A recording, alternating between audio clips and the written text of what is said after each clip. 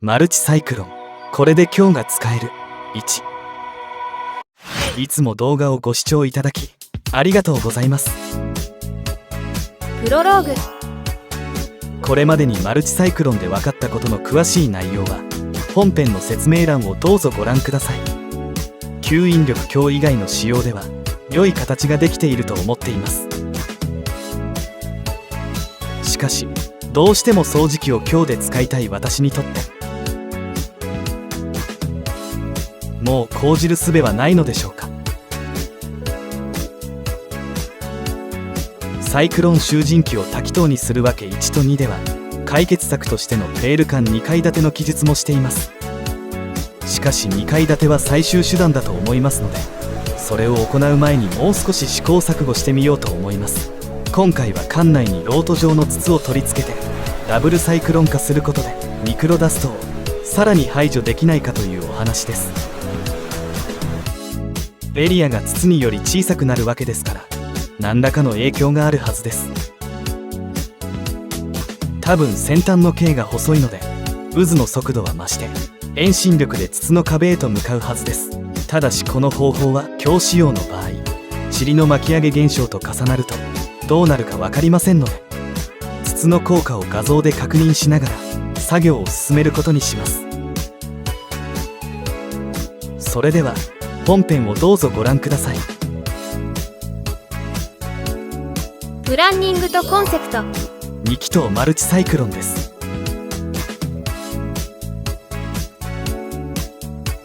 前述のようにメガホンのような筒を取り付けて浮遊するミクロダストを制限できるかやってみます。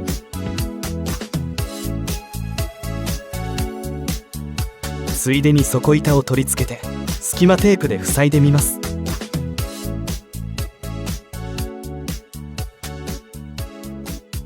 寸法はこのような感じです。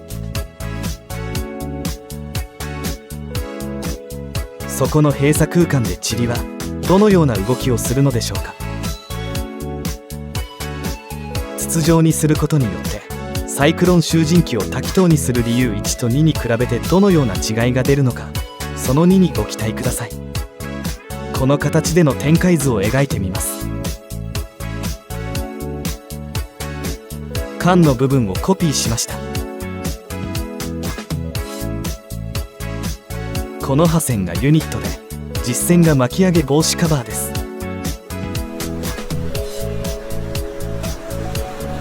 この線はペール管と見切り板を表しています。そこから 150mm で考えていますが排出口の高さも実証次第で変更します。これは展開図です。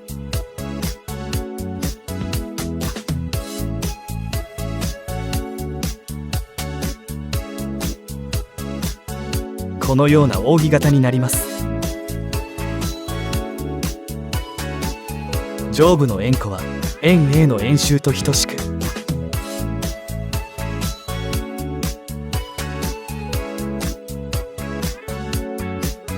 下部円弧は排出口円 B の円周です。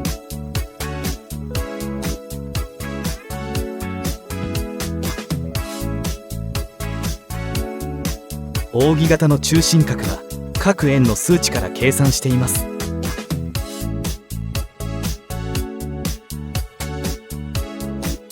表に数値をまとめました。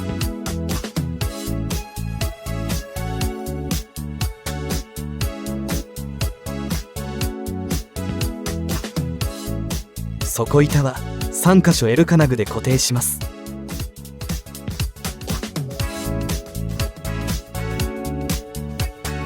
筒も蓋の閉じビスを利用して3箇所 L 金具で固定します。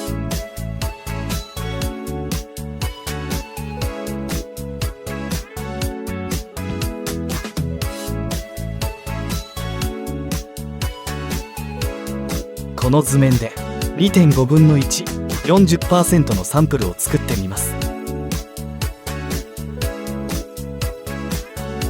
模型での説明。2.5 分の1の扇形展開図です。パネルを曲げてこのように形を作ります。これで上部が240ファイ、下部が100ファイになります。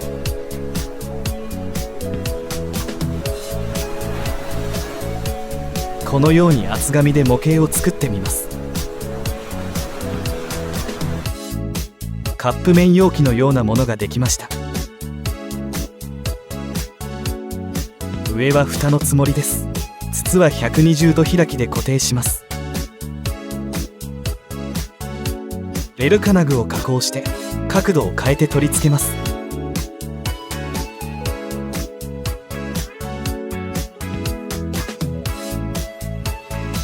下の径は 2.5 分の1ですから40です。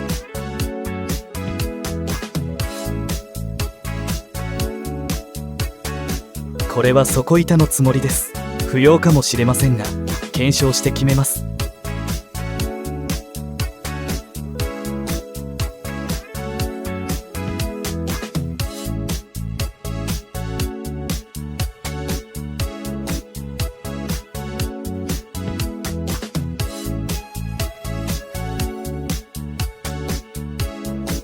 図で説明したように金具で固定して接合部周囲は隙間テープを貼ります。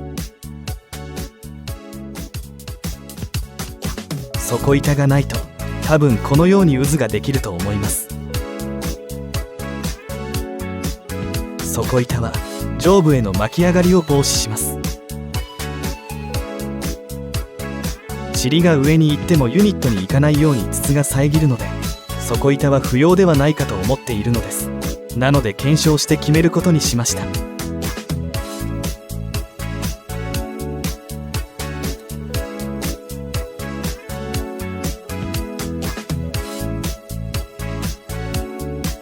使用する金具です。この金具の角度を合わせて使います。簡単に曲げられるように薄手のものを選びました。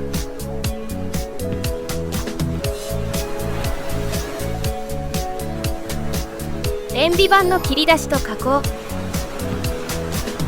塩ビ板光 EB965 の 1、0.5 ミリにシートを貼り付けてハサミで切り出します。1ミリ厚では加工が大変なので 0.5 ミリ厚で十分です。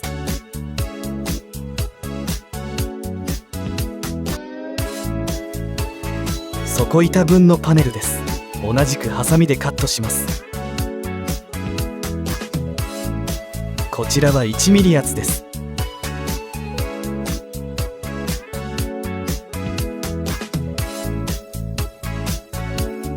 カットして1ミリ厚、12ミリ厚幅のアルミパネルで閉じました。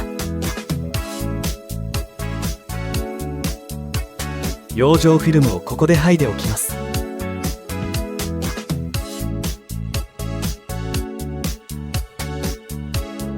プレートを継ぐアルミには R を作っていません。なので塩ビ板を1ミリ厚にすると切り口が円になりません。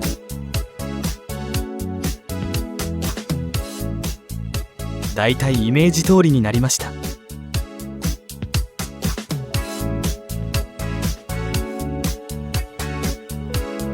ユニットに当てて取り付け位置を確認します。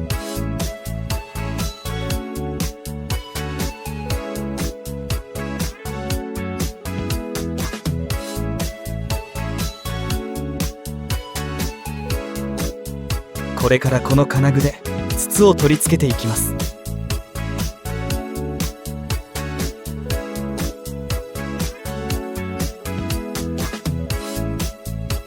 適切なところで切断して取り付け穴を開けます。前述のように蓋のビスと一緒に閉じます。次回作その2ではいよいよ筒を取り付けて内部カメラで効果のほどを実演します。最後に次回作の強モードでの塵吸引動画と出来型動画をご覧ください。強モードでの吸引。チャンネル登録をしていただくとチャンネルページから動画の一覧が見られます。また通知をオンにしていただくと新着動画のお知らせが届くようになりますので通知をオンにして登録をお願いします。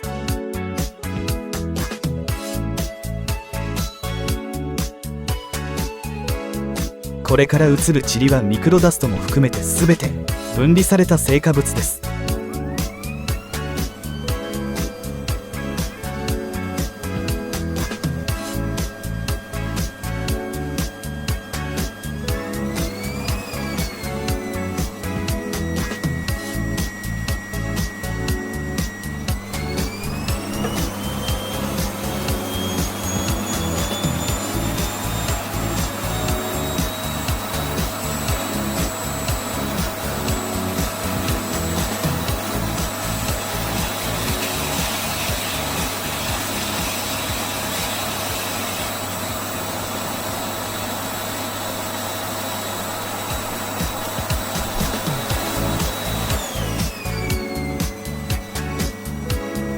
排出されたミクロダストでレンズと筒が曇ってしまいました。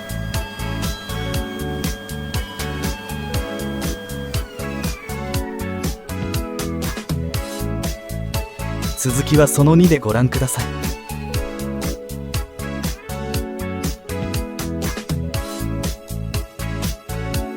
出来型です。最後に10秒ほどご覧ください。